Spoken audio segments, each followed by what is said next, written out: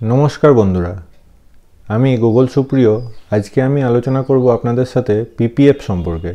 PPF अर्थात public provident fund. PPF हलो central government of India द्वारा अनुमोदित एकटा saving scheme. PPF account first launch हय 1 जुलाई 1968 एबार आसि पीपीएफ अ্যাকাউন্টের कतगुलो फीचार्स आछे ना कि फार्स्ट फीचार्स प्रथमत पीपीएफ अ্যাকাউন্ট हलो सेफ इनभेस्टमेंट अर्थात आपनारा बुझतेई पारछेन पीपीएफ अ্যাকাউন্টে जे टाका आपनारा इनभेस्ट करबेन सेटा सम्पूर्ण रूपे सेफ। द्वितीयत पीपीएफ अ্যাকাউন্ট थेके ग्यारेंटेड इनकाम पाওয়া যায় अर्थात पीपीएफ अ্যাকাউন্টের जे रिटार्नटा पाওয়া যায় सेटी सम्पूर्ण रूपे ग्यारेंटेड। तृतीयत पीपीएफ अ্যাকাউন্টের इंटारेस्ट रेट हलो कम्पाउंड इंटारेस्ट रेट अर्थात पीपीएफ अ্যাকাউন্টে इनभेस्ट करा अत्यंत लाभजनक।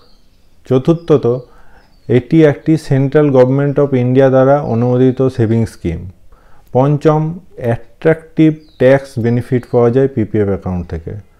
और लास्ट बोले रखी पीपीएफ अ্যাকাউন্ট हलो একটা लंग टार्म सेविंग स्कीम। एबार बोली पीपीएफ अ্যাকাউন্ট থেকে কিভাবে टैक्स बेनिफिट पाওয়া যায়। प्रति फिनान्शियल ইয়ারে मैक्सिमाम 1.5 लाख टाका पर्यन्त टाका सेक्शन 80C ते छाड़ पाওয়া যায় तबे एटा शुधुमात्र यदि आपनारा ओल्ड टैक्स रेजिमेर अंतर्भुक्त हन। निउ टैक्स रेजिमे किन्तु कोनो इनकाम टैक्स बेनिफिट पाওয়া যায় ना।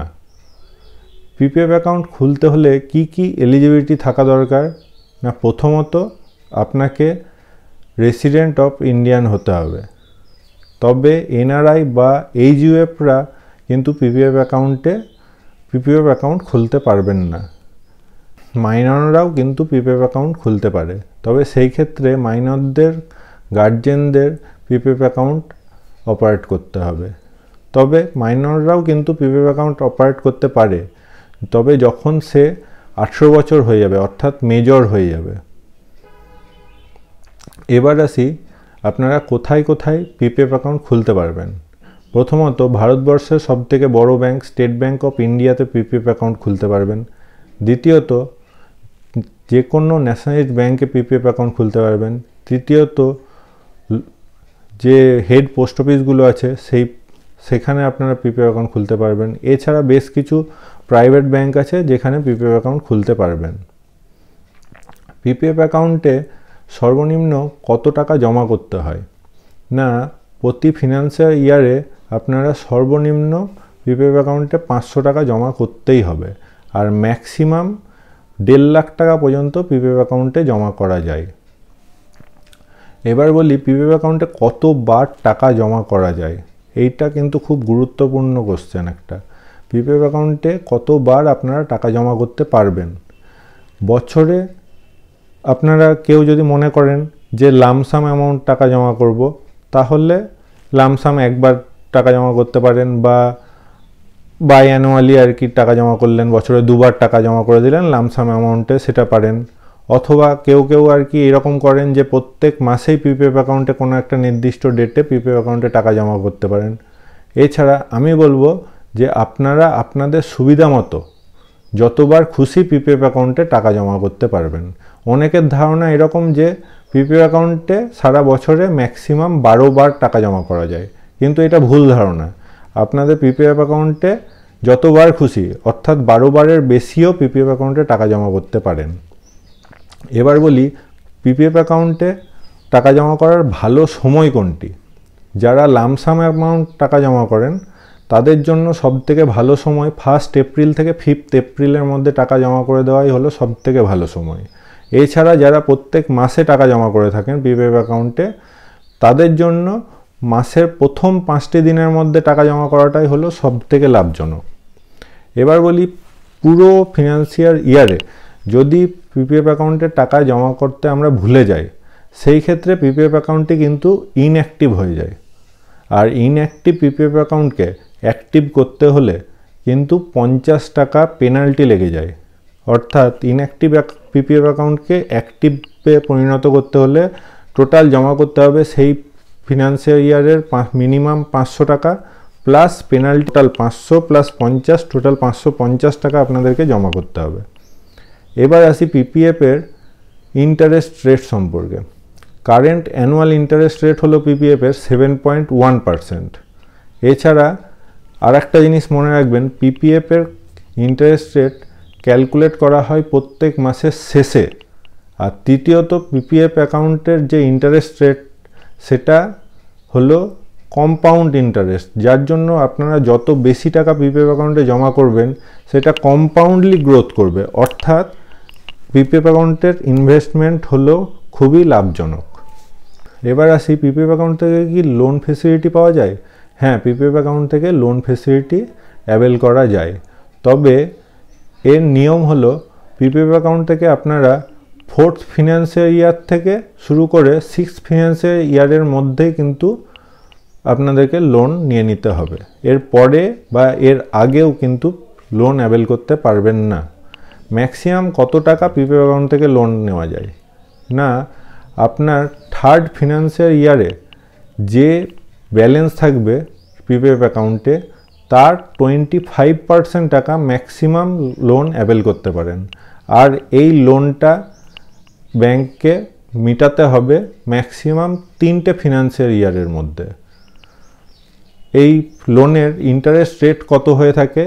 না, মনে রাখবেন কারেন্ট অ্যানুয়াল ইন্টারেস্ট রেট যা থাকবে পিপিএফের তার থেকে 1% বেশি। অর্থাৎ এখন যদি কারেন্ট অ্যানুয়াল ইন্টারেস্ট রেট পিপিএফের হয় 7.1%, তাহলে বর্তমানে পিপিএফ অ্যাকাউন্ট থেকে যে লোন নেবেন তার ইন্টারেস্ট রেট হবে 8.1%। পিপিএফ অ্যাকাউন্ট ম্যাচিওর হয় কত দিনে? না, পিপিএফ অ্যাকাউন্ট ম্যাচিওর হয় 15 বছরে। তবে এই ম্যাচিউরিটি হয়ে যাওয়ার পরে এক্সটেন্ডও করা যায়। প্রতি 5টা ফিনান্সিয়াল ইয়ারের একটা ব্লকে পিপিএফ অ্যাকাউন্টকে এক্সটেন্ড করা যায়। পিপিএফ অ্যাকাউন্টে যে টাকা আমরা জমা করে থাকি বা আপনারা জমা করবেন তার থেকে কি পার্সিয়ালি উইথড্রল করতে পারবেন? হ্যাঁ, তাও পিপিএফ অ্যাকাউন্ট সেই সুবিধাও দেয়। তবে পিপিএফ অ্যাকাউন্ট থেকে পার্সিয়াল উইথড্রল করতে হলে সেটা করা যায় মিনিমাম 7th ফিনান্সিয়াল ইয়ারের পর থেকে। তবে এর একটা নিয়ম আছে, কত টাকা পার্সিয়াল উইথড্রল করতে পারেন। না, প্রথমত যে দিনকে পার্সিয়াল উইথড্রল করছেন সেই দিন থেকে আগামী 3 বছর আগে পিপিএফ অ্যাকাউন্টে আপনার যে টাকা ছিল, যে ব্যালেন্স ছিল, অর্থাৎ 7th ফিনান্সিয়াল ইয়ারে আপনি পার্সিয়াল উইথড্রল করছেন, তো 4th ফিনান্সিয়াল ইয়ারে আপনার পিপিএফ অ্যাকাউন্টের ব্যালেন্স যা থাকবে তার 50% টাকা ম্যাক্সিমাম আপনি পার্সিয়াল উইথড্রল করতে পারেন। অর্থাৎ বুঝতেই পাচ্ছেন যে 4th ফিনান্সিয়াল ইয়ারে যদি আপনার পিপিএফ অ্যাকাউন্টের ব্যালেন্স থাকে 2 লাখ টাকা, তাহলে আপনি কত টাকা অ্যাভেল করতে পারেন, পার্সিয়াল উইথড্রল করতে পারেন? না, তার 50%, 2 লাখ বাই 2 করে দিন, 1 লাখ টাকা আপনি পার্সিয়াল উইথড্রল করতে পারেন। পিপিএফ অ্যাকাউন্টকে কি প্রি ম্যাচিওর ক্লোজার করা যায়? হ্যাঁ, তাও করা যায়। পিপিএফ অ্যাকাউন্ট থেকে প্রি ম্যাচিওর ক্লোজার করতে হলে 3টে সিচুয়েশান আছে। প্রথমত, মেডিকেল ট্রিটমেন্টের ক্ষেত্রে প্রি ম্যাচিওর ক্লোজ করা যায়। দ্বিতীয়ত, children's higher education from recognised university or institute from abroad or India, এই ক্ষেত্রে প্রি ম্যাচিওর ক্লোজার করা যায়। তৃতীয়ত, যদি আপনার পার্মানেন্ট রেসিডেন্ট যদি চেঞ্জ হয়ে থাকে বা সিটিজেনশিপ চেঞ্জ হয়ে থাকে, সেই ক্ষেত্রে আপনি পাসপোর্ট বা ভিসা প্রদান করে আপনি পিপিএফ অ্যাকাউন্ট প্রিম্যাচিওরলি ক্লোজ করতে পারেন। তবে এই ক্ষেত্রে বলে রাখি, পিপিএফ অ্যাকাউন্ট প্রিম্যাচিওর ক্লোজ একমাত্র করা যায় 5th ফিনান্সিয়াল ইয়ার কমপ্লিট হয়ে যাওয়ার পরই। পিপিএফ অ্যাকাউন্টের নমিনেশন সম্পর্কে বলি।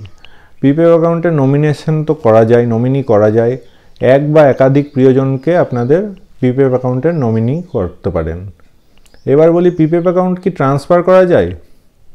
একটা ব্যাংক থেকে আরেকটা অন্য ব্যাংকে পিপিএফ অ্যাকাউন্ট ট্রান্সফার করা যায়। একটা হেড পোস্ট অফিস থেকে আরেকটা হেড পোস্ট অফিসে পিপিএফ অ্যাকাউন্ট ট্রান্সফার করতে পারেন, অথবা একটা হেড পোস্ট অফিস থেকে একটা অন্য ব্যাংকেও কিন্তু সেই পিপিএফ অ্যাকাউন্টকে ট্রান্সফার করতে পারেন।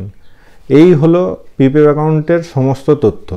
যদি এই তথ্যগুলো আপনাদের ভালো লেগে থাকে তাহলে অতি অবশ্যই আমার এই ভিডিওটি লাইক করবেন, কমেন্ট করবেন, আর আপনাদের প্রিয়জনদের এই তথ্যগুলো জানানোর জন্য অতি অবশ্যই আমার ভিডিওটা শেয়ার করবেন। নমস্কার।